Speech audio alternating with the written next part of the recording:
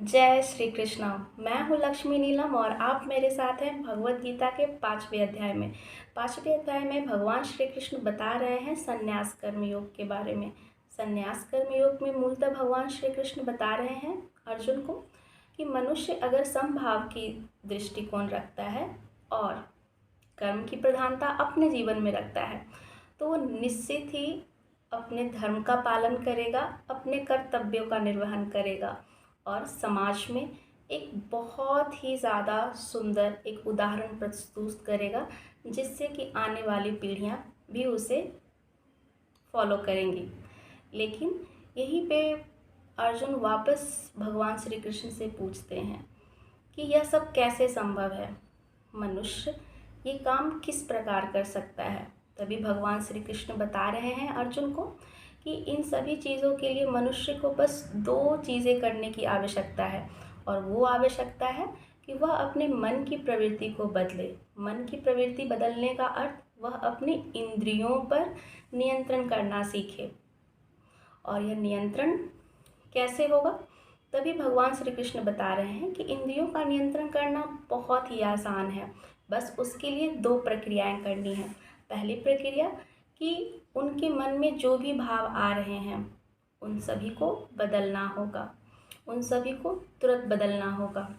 जैसे कि यदि किसी मनुष्य को बहुत ज़्यादा खाने का तीव्र इच्छा कर रही है या फिर किसी मनुष्य को बहुत ही ज़्यादा सोने की इच्छा कर रही है या फिर किसी मनुष्य को बहुत ही ज़्यादा अपने बारे में बड़ाइयाँ सुनने का मन कर रहा है, इसका मतलब है कि सुनने, खाने, सोने की जो इंद्रियां हैं वो बहुत ही ज़्यादा जागृत हो गई हैं और मनुष्य को वही चीज़ें करना बहुत अच्छा लग रहा है। इसके विपरीत अगर किसी भी तरह की क्रियाएं होंगी तो वो उसे बिल्कुल भी पसंद नहीं होगा।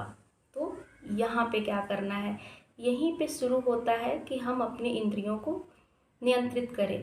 तो नियंत्रित करने के लिए क्या करना है? नियंत्रित करने के लिए सबसे पहले उस मनुष्य को अपने मन की स्थिति को बदलना होगा। यानी कि अगर उसे सोने का मन कर रहा है तो उसे अपने मन को बताना होगा कि उसे अभी सोना नहीं है।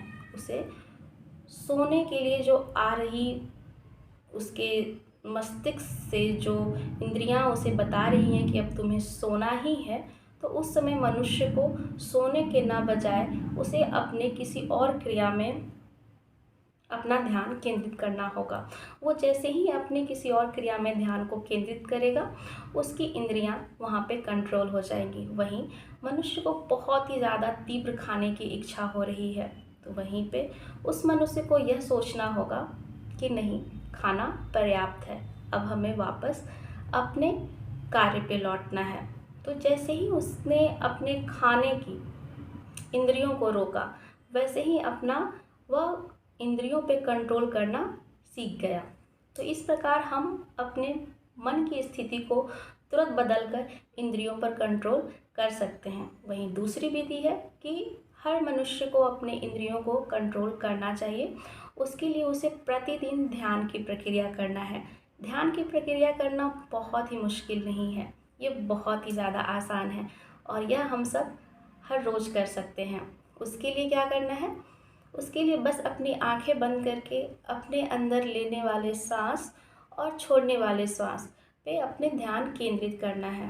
बस जो मनुष्य ये 2 क्रियाएं कर रहा है वह निश्चित ही अपनी इंद्रियों को नियंत्रित करता है और जैसे ही हमारी इंद्रियां नियंत्रित होती हैं वह अच्छे बुरे सभी भावों को समान रूप से देखना प्रारंभ करती है।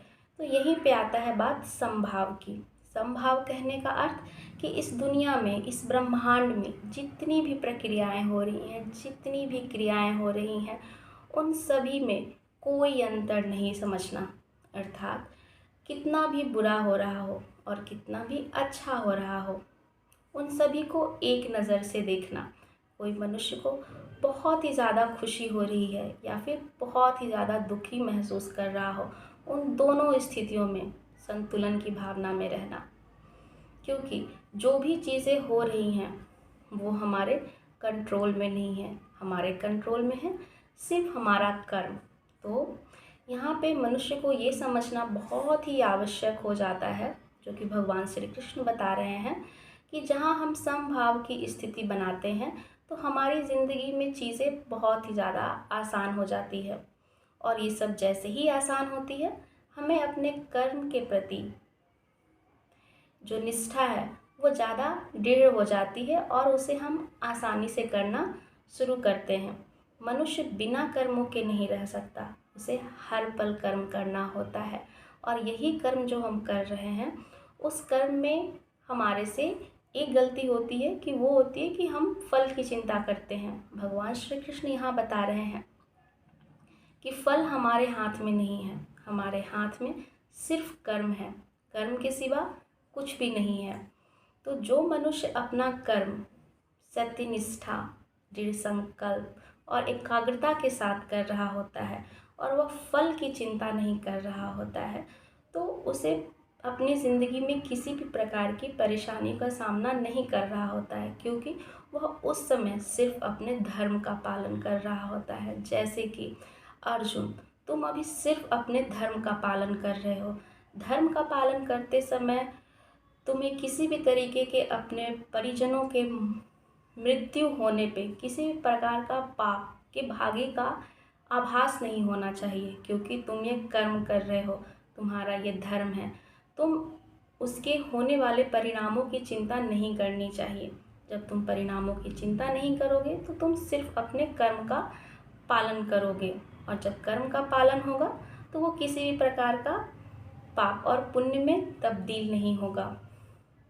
तो जब मनुष्य अपने कर्म का निर्धारण करता है, अपने धर्म का निर्धारण करता है, तो उसे एकाग्र होकर करना चाहिए। और जहाँ फल की चिंता वो करा तो वो दुखों और अवसादों से घिर जाता है, और उसके अनुरूप अगर फल की प्राप्ति नहीं हुई तो वह मनुष्य अत्यंत ही ज़्यादा टूट जाता है, बिखर जाता है, और फिर उसे आगे बढ़ने का कोई भी रास्ता नहीं मिलता।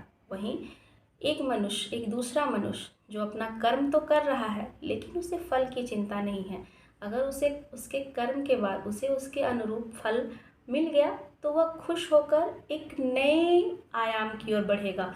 वहीं अगर वही मनुष्य कर्म किया, अगर उसे उसके अनुरूप फल की प्राप्ति नहीं हुई, तो उसमें नहीं हुई जो प्राप्ति, उसमें उस कमियों को ढूंढेगा और एक नई सिरे से शुरू करेगा। तो यहाँ दोनों स्थितियों में मनुष्य जो है वो कहीं टूटा नहीं और नहीं बहुत ज़्यादा खुश हुआ अपने काम के हो जाने से। वह एक समान भाव रखा और अपने कार्य को निरंतर रूप से गति देता रहा। जब हम अपने कार्य को इसी प्रकार से निरंतर रूप से करते हैं और किसी प्रकार की फल की चिंता नहीं करते हैं, तो वो काम बहुत ही आसानी से हो जाता है और किसी प्रकार की समस्याओं का सामना भी नहीं करना पड़ता है। तो यहीं पे भगवान श्री कृष्ण अर्जुन को यह दिला रहे हैं याद कि कर्म तो करना ही है, लेकिन तुम उसकी फल की चिंता नहीं करो, कर्म करना ही होगा और यही तुम्हारा धर्म है। तो हम सभी को भी यही चाहिए कि हम अपने कर्मों का पालन करें, अपने धर्म का पालन करें और उसकी चिंता ना करें। तो यही संकल्प के साथ हम करेंगे आगे की वीडियो में छठे अध्याय के बारे में। तब तक के लिए जय श्री कृष्णा।